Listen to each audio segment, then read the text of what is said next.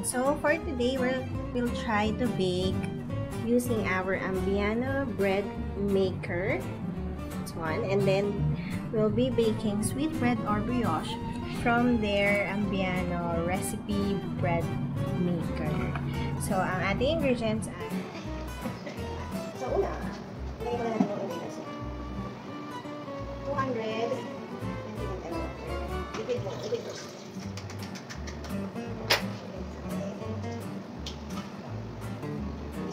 36, then 90. Yan, mga ganyan. Kasi for around 5 years. Hindi, ilalagay natin.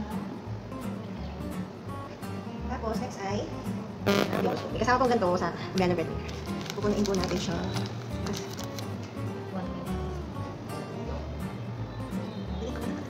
1 point ano kasi siya, ang conversion niya 1 and 1/16 tablespoon. So, dagdagan natin siya na. Siguro 1 tablespoon and 1 teaspoon yun. Okay lang, mag-aral ng measurements. Okay, next. So, pabot tayo ng sugar na 6 tablespoon. Kaya pa siya sweet bread kasi ito is 1. Hindi po yung sponsored, pero baka naman. So, ito po ay 400 grams. Pero ang nakalagay na po sa ating, ito po kasi ang, ay sorry yan, gagawin natin yung 750 grams. So, siya ay 380 grams. So, magtitira lang tayo, ibig sabihin ng konti. Almost na.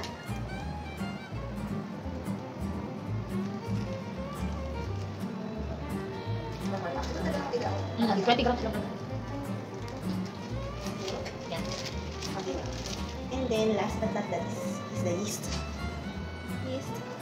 Yan, instant dry yeast. Sabi dun sa manual, mas okay daw ang dry yeast na gamitin pag bread maker kaysa daw yung yeast talaga na manual. Tapos, 1 teaspoon lang po ang kailangan natin for the yeast. Ito po yung papalsa. Tama, 1 teaspoon lang. So, 1 teaspoon lang. Tapos na natin yun. Ngayon po, ang gagawin natin next ay siya na bahalang ano niya. Kailangan pindutin yung menu. Tapos pipiliin yung setting number 5. Yung brioche. Kita ba yun? Tapos start.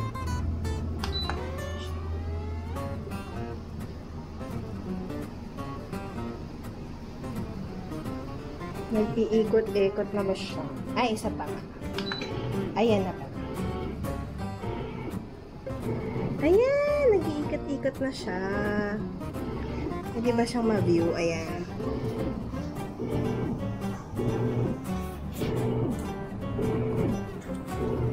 Pwede ko kaya siya buksan. Ayan. Ayan po siya. Ala! Ang saya! Na happy. Siya na ang taga-masa nyo, si bread maker.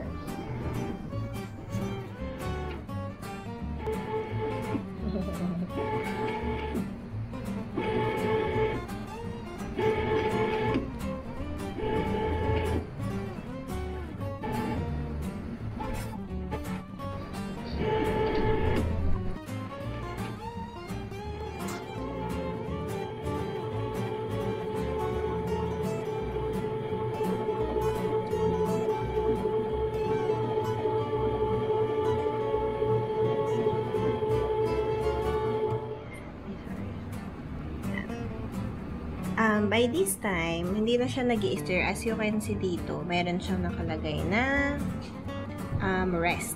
So, naka-rest mode muna siya. Yan yung para umalsa siya. So, pwede natin siya makita dito. Ayan, naka-rest mode siya.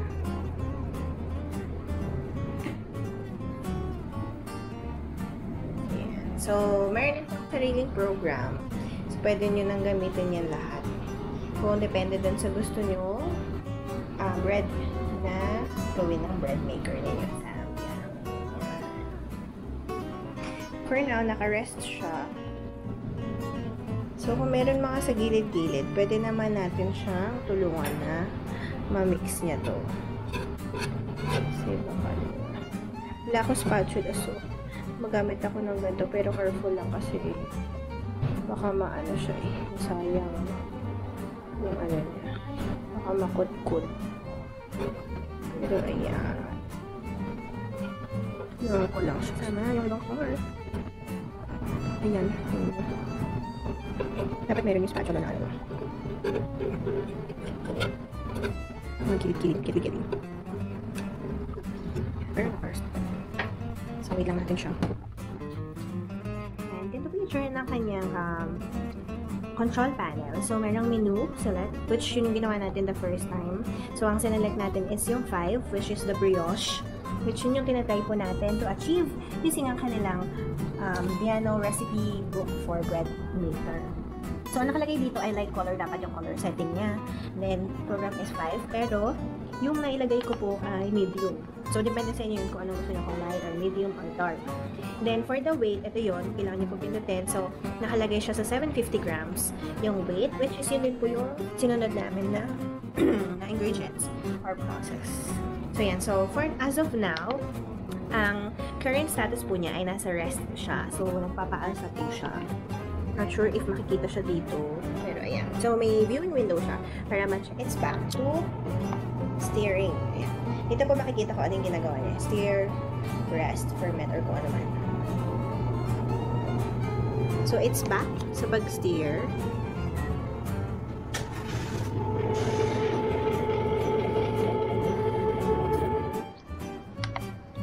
As of this time, nasa ferment na siya. So, 2 hours pa and 18 minutes before natin makita ang final product. Silipin natin. So, okay. Open lang natin saglit. So, ito na ang kanyang state as of this time sa process niya. Aalsa pa yan later. So, yan. Excited na to check it. And 22 minutes na lang. Ferment pa rin siya. So, for the silip tayo. Ayan. Amasa na siya. Excited na akong kumain ng tinapay. Success na. So, ang stage na po ngayon ay nagbe-bake na siya. Ito na siya. Mabango na siya. Yung itsura niya. Sayang, di siya naamoy sa video. Oo, pero siya pala. So, yan. 29 minutes na. For the silip, pero mas maganda pag ganito. Hala! Ay, nagbabrown na siya sa gilid. Kunti na lang. Ang bango. Masarap yan kasi bago dito. Ito na! Moment of truth. So, ayan. As you can see. Mukha na siyang luto. So, kahit meron pa siyang 17 minutes ay enough na namin siya kasi pwede na natin siyang kunin. So, ayan. Para makuha, kailangan meron kayong pot holder, of course, para di kayo mapasok. Then, counterclockwise para ma-remove yung baking pan from the bread maker. So, yan. Careful lang kayo kasi mainit pa yan.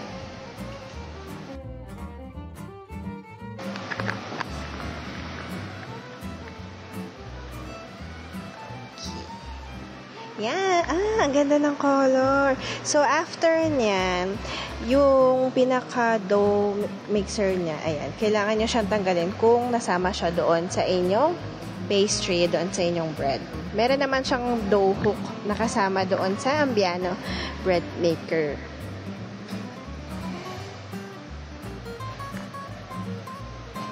Yan. Ika-cut na namin to check. So, ang ideal dito ay dapat i-cool down muna siya before nyo siya hatiin. Yan. Tsaka medyo matalas sana ang inyong kutsilyo kasi yung kutsilyo na ginagamit namin dito ay hindi pa ganong katalas. So, dapat magandang bread knife din para maganda din yung cut niya. So, yan. Later, papakita ko sa inyo yung close-up look niyan nung nahati na part.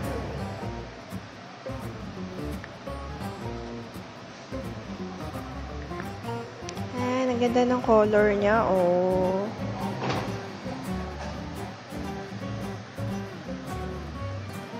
So nice. Yan. Okay, kinuha ko na para makita natin ang close-up look niya. Ayan. Ang ganda. Fluffy yan, eh. Ano po masasabi niyo po?